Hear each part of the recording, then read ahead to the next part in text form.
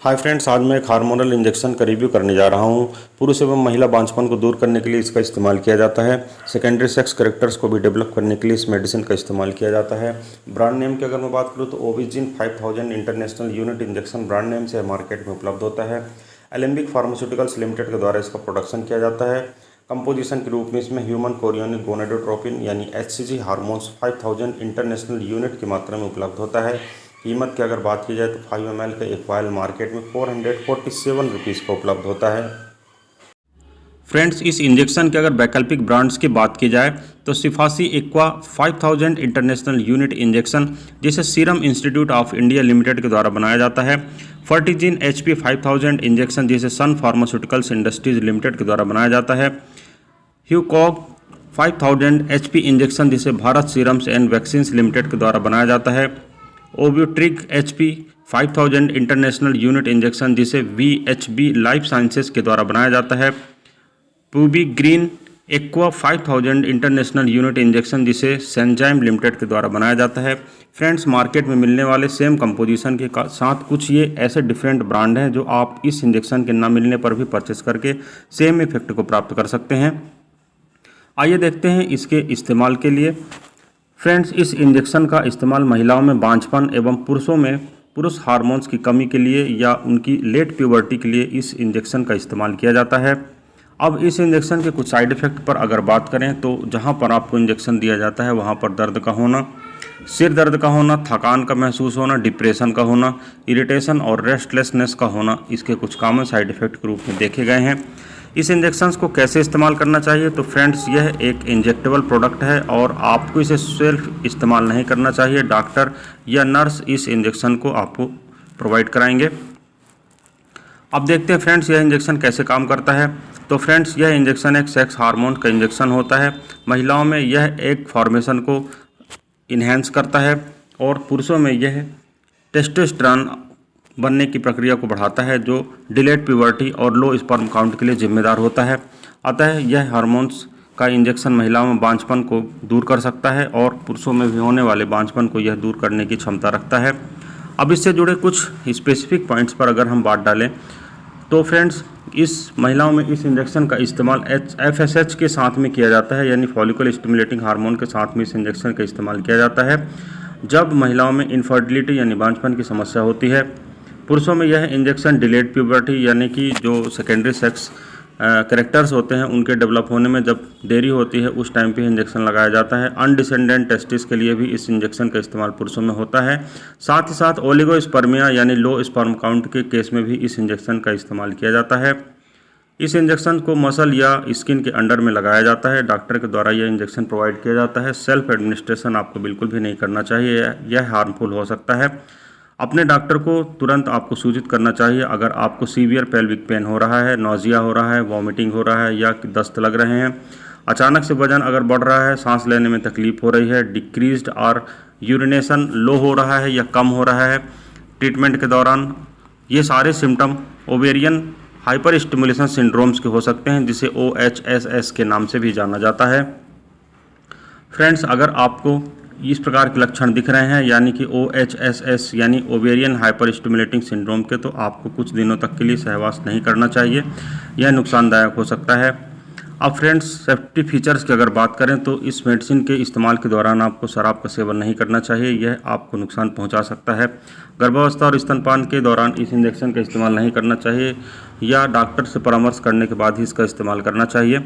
Kidney और liver रोग से जुड़ी किसी भी समस्या का अगर आप सामना कर रहे हैं तो बेहतर होगा कि आप अपने डॉक्टर से इस बारे में परामर्श करें, उसके बाद ही इस इंजेक्शन का इस्तेमाल करें। फ्रेंड्स, यह इंजेक्शन एक ह्यूमन कोरियोनिक गोनेडोट्रोपिन नाम का एक हार्मोन होता है जो शरीर के द्वारा प्राकृतिक रूप से भी उत्पादित किया जाता है। इसका उपयोग उन महिलाओं में किया जाता है जिन्हें ओव्यूलेशन यानी अंडा उत्पन्न करने की जो प्रक्रिया होती है उसमें समस्या होती है।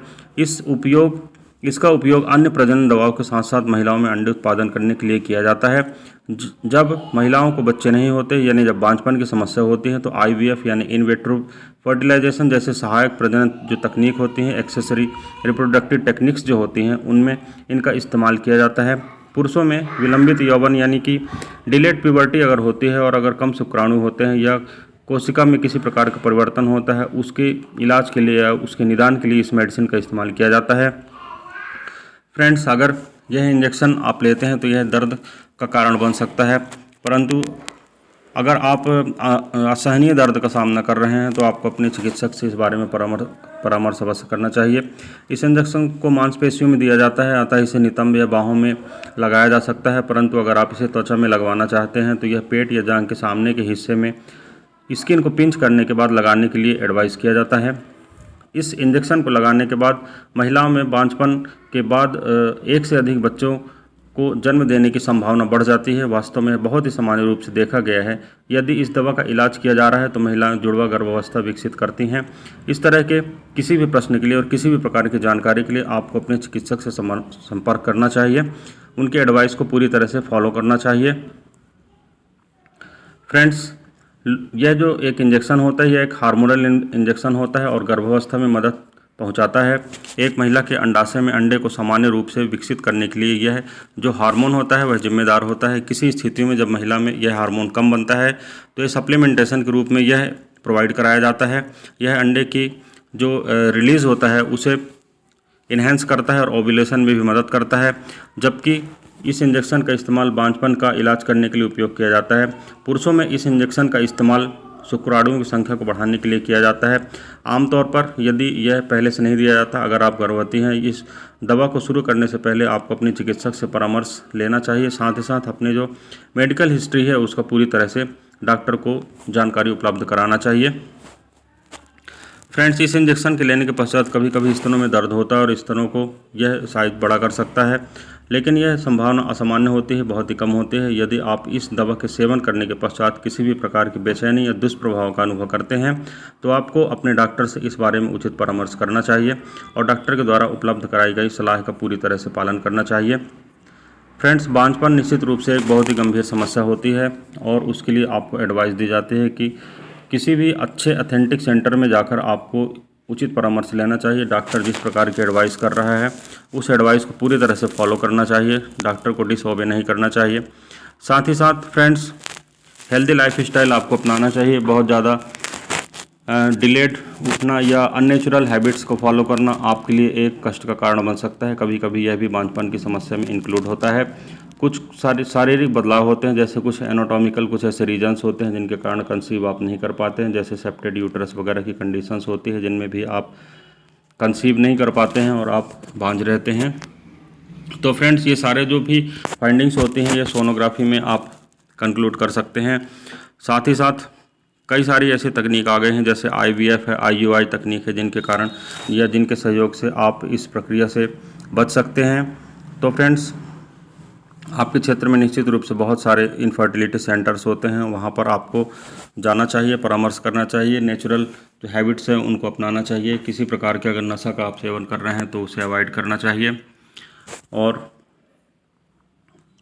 इस वीडियो में फ्रेंड्स इतना ही है। ये जो आपको जानकारी मैंने दी है, जो तो सारा विवरण केवल आपकी जानकारी के लिए है। किसी भी स्थिति में आपको सेल्फ मेडिकेशन नहीं करना है, यह हार्मफुल हो सकता है। साथ ही साथ आपको अन्य प्रकार के एडवाइस मेरे इस वीडियो पर या अन्य वीडियो पर लगातार दी जाती है। अगर आप मेरे चैनल को सब्सक्राइब करेंगे तो निश्चित रूप से आपको अच्छी जानकारियाँ मिलती रहेंगी। इसलिए मैं आपसे रिक्वेस्ट करता हूँ कि आप मेरे चैनल को ज़रूर सब्सक्राइब करें। इस वीडियो में बस इतना ही। किसी अन्य अच्छे टॉपिक के साथ फिर आपसे मुलाकात करता हूँ। तब तक के लिए गुड बाय। आपका दिन शुभ हो। जय हिंद।